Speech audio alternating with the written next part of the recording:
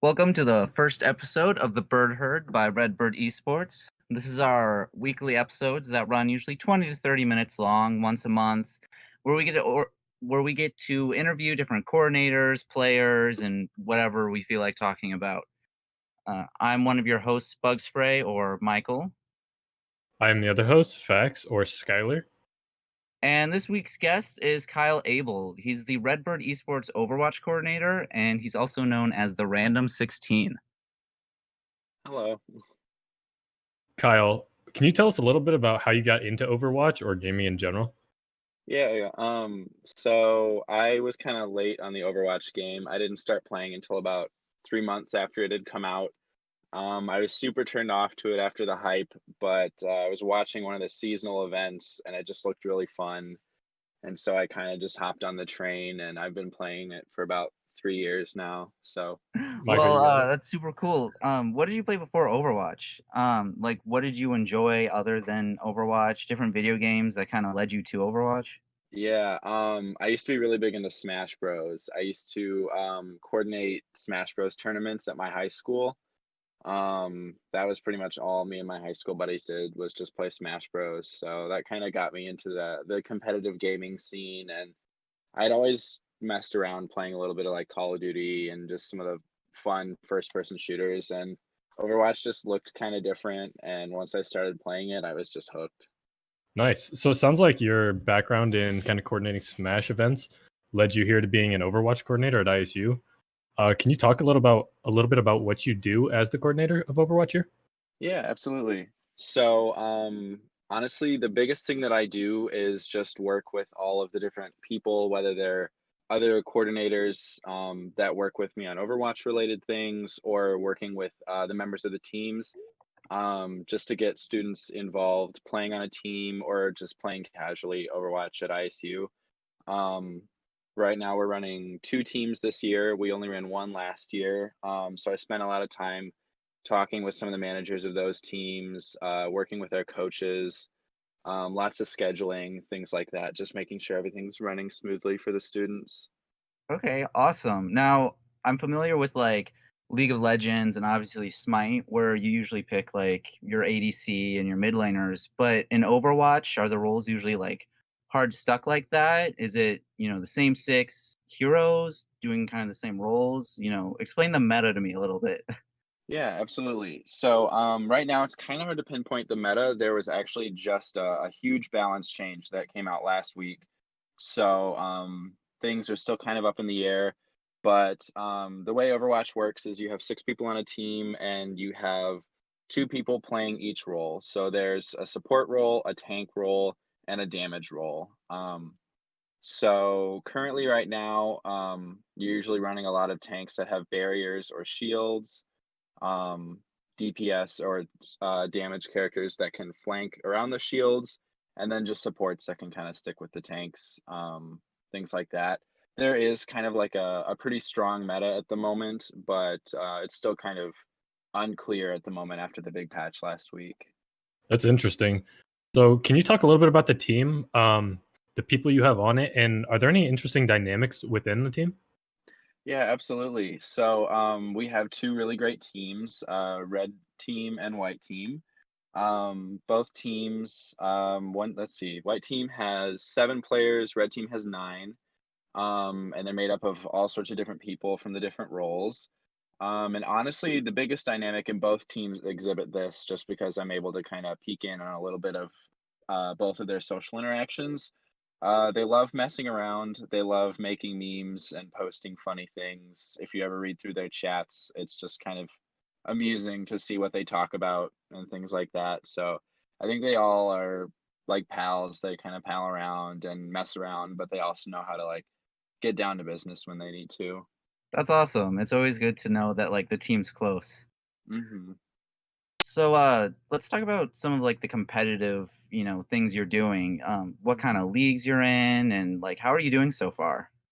Currently we are have both teams running in TESPA, which is just a collegiate Overwatch tournament between lots of different colleges in the United States. And so it's currently the preseason. So none of the matches count for anything at all. It's just kind of like a warm up season to kind of get seeded for the actual tournament that begins in January. So right now we've just got both teams playing in the preseason every week. They play about two matches a week and in the evenings on Sundays. And then both teams also scrim and do VOD reviews once a week as well. Nice. So, our listeners, I guess I'm going to talk about the dig space here and explain it. ISU was kind enough to get us a space on campus with computers, monitors, TVs, all sorts of things for us to use to progress the esports scene here. Can you tell us a little bit how Overwatch utilizes that room?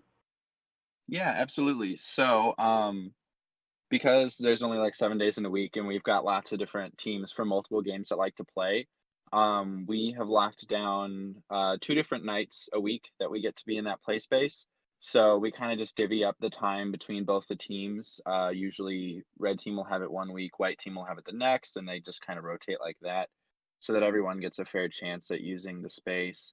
But a lot of what we do is in the space is we're either scrimming, so we've got people at computers ready to play. We'll also use some of the TVs to pull up VOD reviews. We'll kind of sit around our tables and make comments about plays and such like that. So we use it a lot for just playing and like coaching purposes. Gotcha. Very cool. It's awesome that you guys have that space and time to really analyze what you're doing. Have there been any challenges though that you didn't really expect to encounter? Yeah, just in general or challenges specific to like the room. Both really. Okay. So a lot of the challenges this year is mostly just the increase in players. Last year, like I said, we only ran one team of about 9 people, so it was pretty easy to coordinate that. But this year, we've got two teams. We've got about 16 players. So it was a little bit hairy at first, kind of getting schedules coordinated and making sure everything is running smoothly.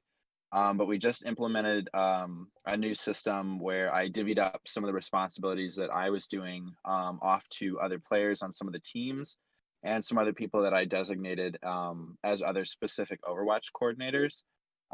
That way we could make sure things weren't falling through the cracks and also provide the students with like a way to kind of get up the ladder inside Overwatch and inside the RSO itself as well and provide them with like leadership opportunities. Yeah, that is definitely a great opportunity for especially the new people that were allowed up positions within the RSO. Mhm. Um, so you obviously watch professional Overwatch. Are there any players or teams that you model yourself or the team after?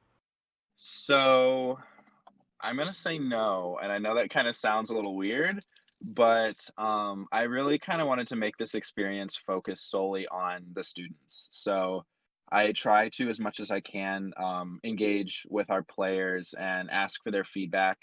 For example, before I had this whole leadership change within Overwatch, I passed it by members of our RSO and also just the players because I want to be building this experience around them.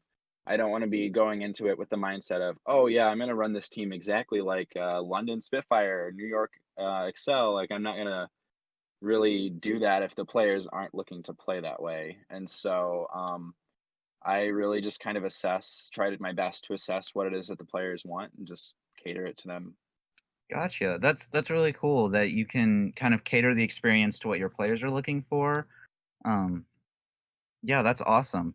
So, looking ahead to like the future, what's next for Overwatch? Like plans for expansion, your vision, maybe like how players can get involved in the future if they're interested. Mhm. Yeah, so absolutely. So one thing that I definitely would love to work more on especially on the Overwatch scene, is getting our scrims and our matches casted. We record all of our matches for VOD review purposes, but other than one of us just sitting there not saying anything, there's not really much to listen to or anything like that. So, kind of getting things going on that end would be really nice. Also, another thing that I want to look to do is find live opportunities for us to go play in as well. We went and did something like that last year. I was unable to attend, but the rest of the team was present for that. And I'd like to try and provide more opportunities for that for both teams. Um, So that's kind of what I'm looking forward to doing for the rest of this year and into the future, is providing more opportunities like that. That sounds great. That's really exciting for Overwatch and Overwatch, especially here at ISU. Unfortunately, Kyle, that's all the time we have. I'd like to thank you for joining us and being the first ever guest on The Bird Herd by Redbird Esports. This wraps up our first episode. Make sure to subscribe if you're listening to us on YouTube, or give us a follow on SoundCloud. Next week's episode will be with the Varsity League of Legends mid laner of Rabbit Scroll 42. Make sure to catch it.